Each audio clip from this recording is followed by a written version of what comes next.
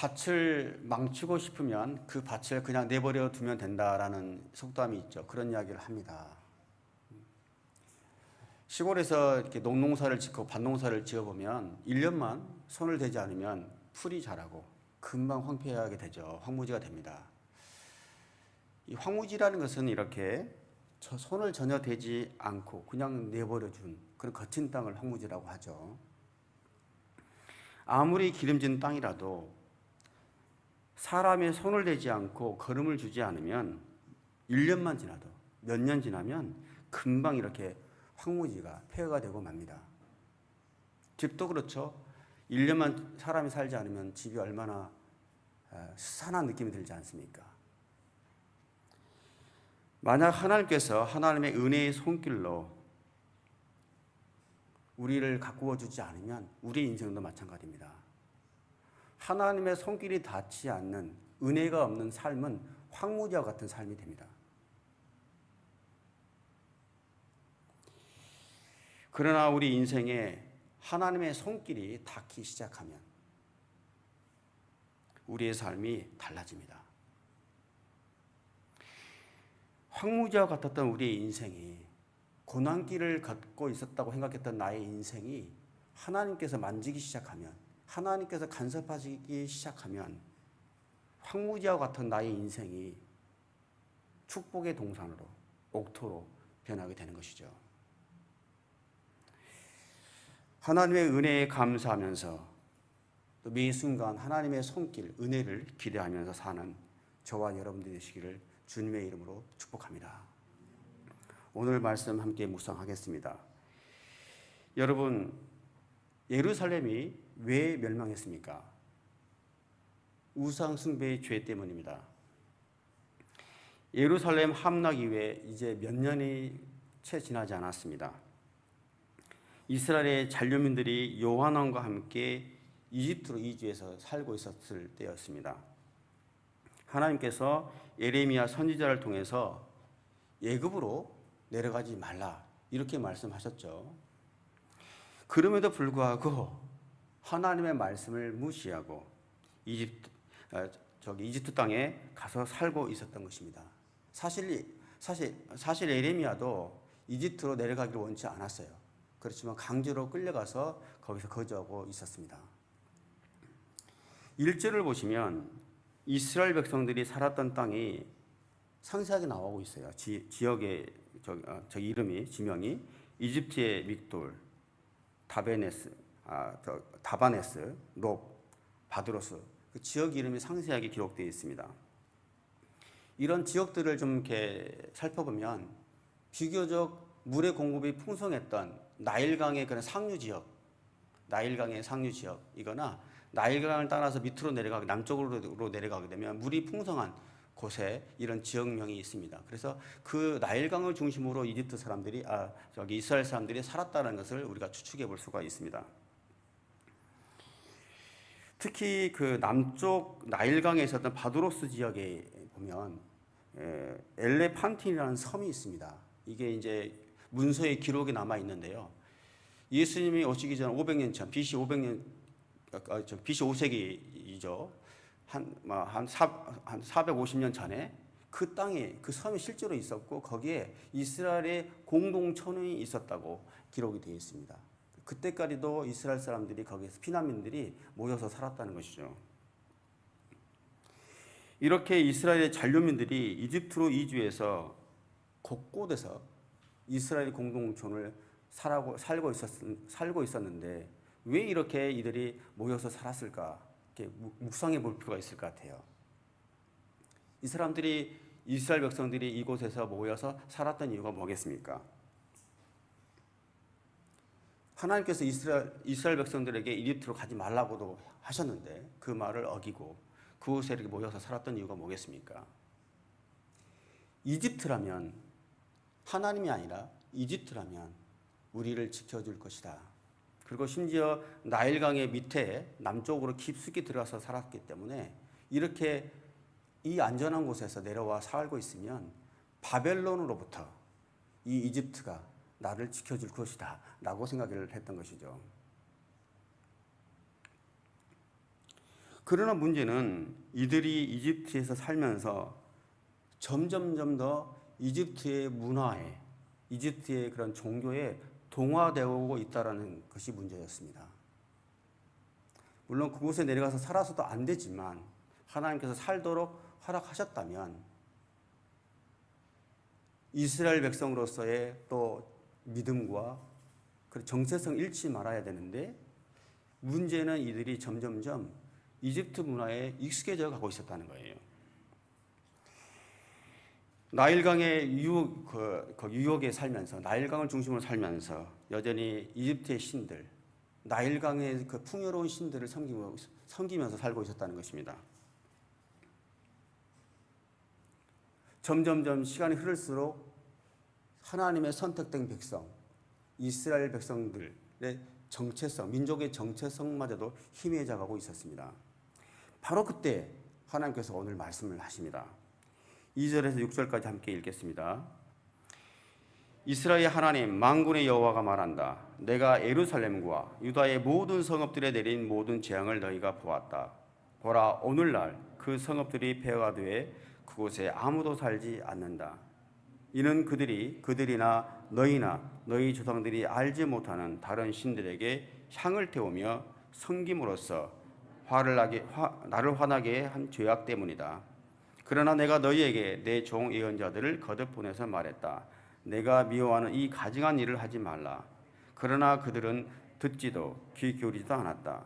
그들은 자신의 죄악으로부터 돌아서지도 다른 신들에게 희생제물을 태우는 것을 그만두지도 않았다.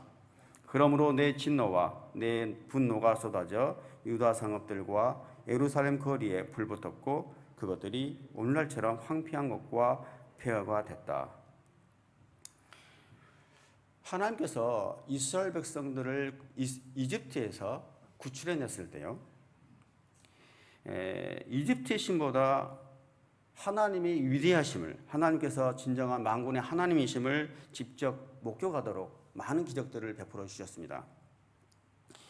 사실 하나님께서 이집트에서 이스라엘 백성을 구출해냈을, 출애굽했을 때요, 하나님 말씀에 반대하는 이집트의 군대를 다 이렇게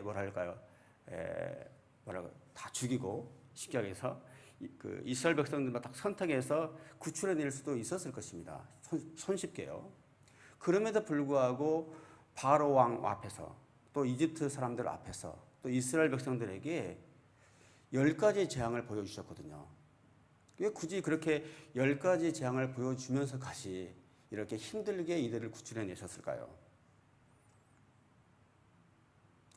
그것은 바로가 지배하는 질서, 이집트를 지배하는 세상의 군주인, 세상의 신인 바로. 그 당시에 바로는 신과 같은 존재였거든요. 바로라는 세상의 군주, 세상의 신이 지배하는 질서에 대해서 하나님께서 경고를 하는 거죠. 이 세상을 바로가 지배하는 게 아니라 내가 지배하는 거다. 그죠? 그래서 바로 앞에 10가지의 재앙을 통해서 이집트의 신들이 아무것도 아님을, 바로의 권력과 권세가 아무것도 아님을 목격하도록 한 것이죠. 이 세상을 지배하는 질서는 바로가 아니라 바로 만군의 하나님 내가 이 세상을 지배하는 것이다. 그런 그것을 분명하게 알려주고자 했습니다. 그래서 10가지 재앙을 통해서 바로 내가 만군의 여호와다, 하나님이다, 이것을 너희들이 알라, 이렇게 이야기를 하신 거죠. 예수님께서도 이 땅에 오셔서 하나님의 나라가 이 땅에 오셨다고 선언을 하셨죠. 그때 어떤 일이 일어났습니까? 사람을 붙잡고 있었던 귀신들이 쫓겨나가고 병든 자들이 치유를 받았습니다. 사람을 붙잡고 있는 악한 영들, 세상을 지배하는 악한 영들이 주인이 아니라 내가 바로 주인이다, 내가 바로 하나님이다, 바로 내가 하나님이면서 이곳이 바로 내가 임한 곳이 하나님 나라다. 그래서 세상을 지배했던 모든 악한 세력들이 쫓겨나는 것들을 볼 수 있습니다. 바로 하나님도 이집트를 지배하는, 세상을 지배하는 이런 세상의 신에 대해서, 이집트의 신들에 대해서 경고를 하고 그것들을 분명하게 우리의 눈으로 이집트 사람들을 하여금 보게 하신 것이죠. 그러고 나서 하나님께서 이집트에서 이스라엘 백성들을 구출해 내셨습니다. 그러고 난 다음에 첫 번째 하신 말씀이 뭐예요? 어떤 말씀이었습니까? 이집트에서 이스라엘 백성들을 구출해 내고 난 다음에 홍해를 건너서 첫 번째 하나님께서 말씀하신 말씀은 나 외에 다른 신을 섬기지 말라고 하셨습니다. 그죠? 시내산에서 바로 내가 하나님이다. 이 세상의 신들은 아무것도 아니다. 이 세상을 지배하는 것은 바로도 아니고 이집트의 신들도 아니다. 바로 내가 하나님이다. 나 외에 아무것도 섬기지 말라고 이야기를 하신 거죠. 그게 바로 첫 번째 계명이었습니다. 너희를 위하여 새긴 우상을 만들지 말고 또 위로 하늘에 있는 것이나 아래에 땅에 있는 것이나 땅 아래에 물속에 있는 것에 어떤 형상도 만들지 말며 그것들에게 절하지도 말고 그것들을 섬기지 말라. 이렇게 분명하게 하나님께서 말씀하셨습니다. 그런데 이 말씀을요, 출애굽하고 난 다음 시내산에서만 이야기한 게 아니라 광야에서도 계속 이야기를 하세요. 그죠? 그리고 심지어 가나안에 입성할 때도 이야기를 합니다. 그리고 예루살렘이 멸망하는 그 순간까지도 이야기를 해요. 이 이야기만을 계속 반복하고 계십니다. 앞에서 말씀드렸습니다마는 유다가 왜 멸망했습니까? 다른 모든 죄악도 많이 있습니다. 그렇지만 이 말씀, 나 외에 다른 신 섬기지 말라. 이 말씀을 지키지 않았기 때문에 우상 숭배의 죄 때문에 멸망했습니다. 그런데요, 이런 모든 역사들을 이스라엘 백성들이 경험했습니다. 체험했습니다. 그렇죠? 출애굽의 역사도 경험했고 광야의 역사도 경험했고 북이스라엘이 멸망할 때도 경험했고 또 남유다가 멸망했을 때도 우상 숭배하지 말라는 말씀을 들었습니다. 그럼에도 불구하고 또다시 이집트로 내려가서 뭘 합니까? 이집트에 내려가서 또다시 우상 숭배를 합니다.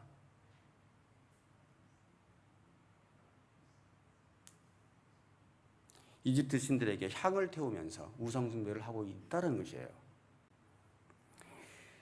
참 재미있는 것은 우상 숭배로 인해서 심판을 받은 이스라엘 백성들이 이 약속의 땅 가나안으로부터 쫓겨나서 지금 어디로 가 있습니까? 백성들이 갈대아 땅으로 가 있죠. 바벨론 땅으로 지금 가 있지 않습니까? 그리고 남은 몇몇 가난한 사람들이 남았죠. 남았는데 그 잔류민조차도 지금 어디에 가 있습니까? 자기들 자발적으로 이집트 땅으로 내려가서 살고 있습니다. 많은 사람들이 원래부터 부름받았던 우상이 가득했던 갈대아 땅으로 다들 포로로 잡혀갔고 또 심지어 남아있는 백성들조차도 하나님께서 이집트는 절대 내려가지 말라고 하셨는데 자기 발로 스스로 이집트 땅으로 다시 걸어 들어갔다는 거예요.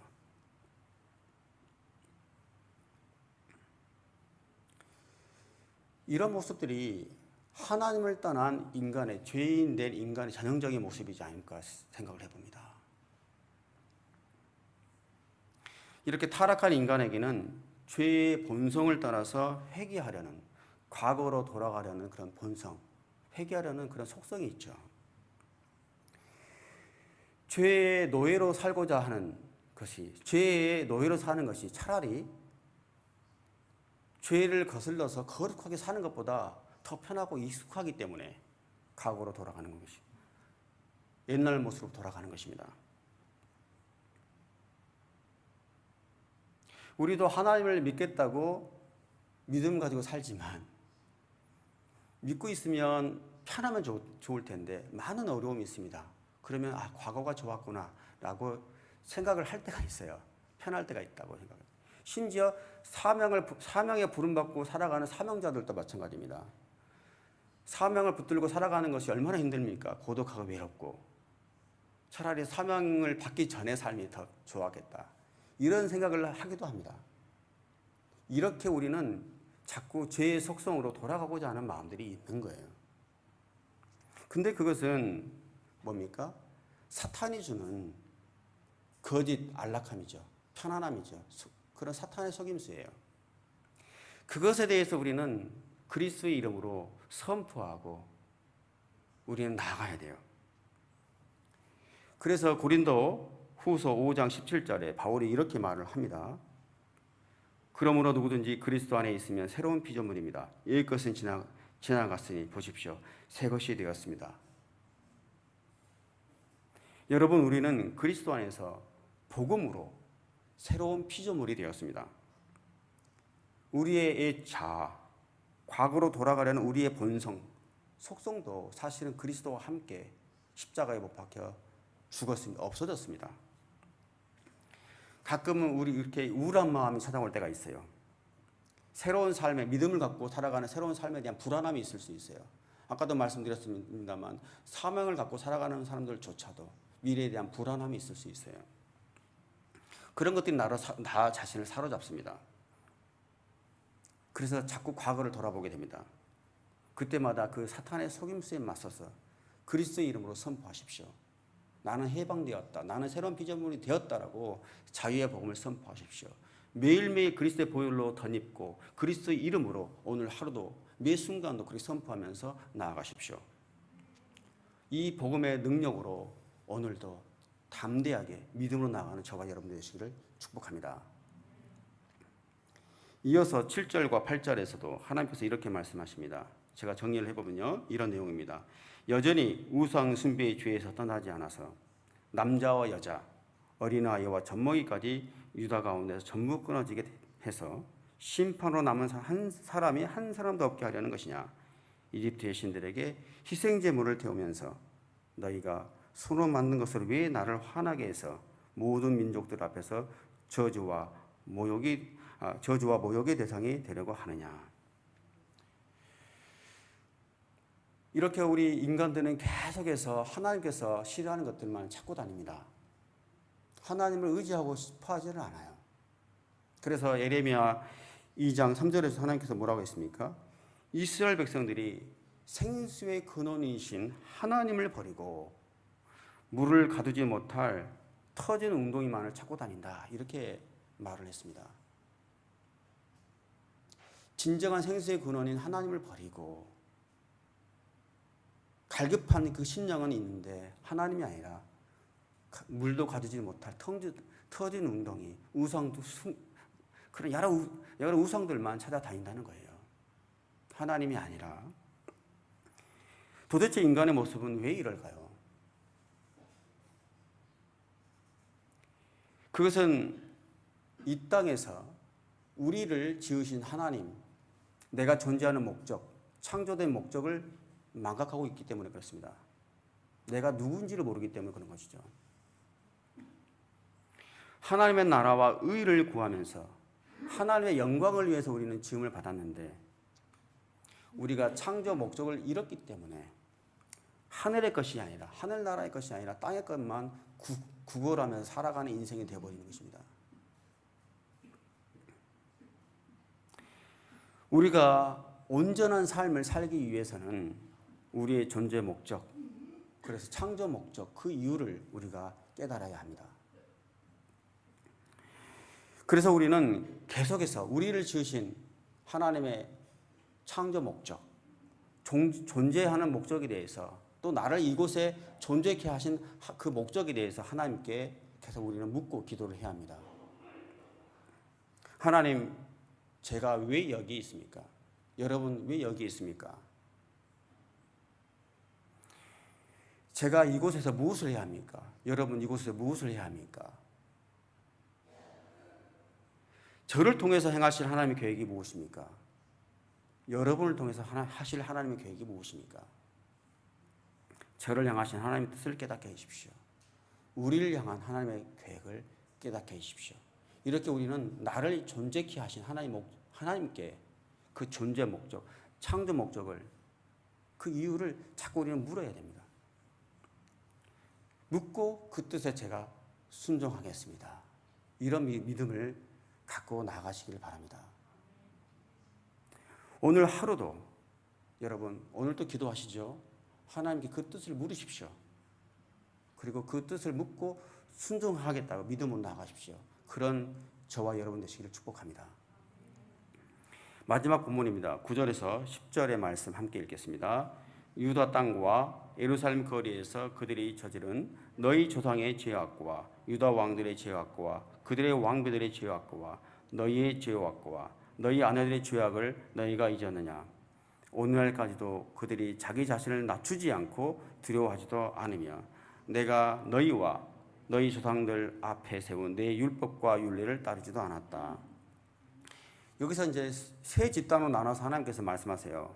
세 개 집단은 뭐냐면 출애굽부터 또 심지어 가나안 땅에 정착해서 예루살렘에 함락되기까지 조상들이 지은 죄에 대해서 하나님께서 말씀하셨고요.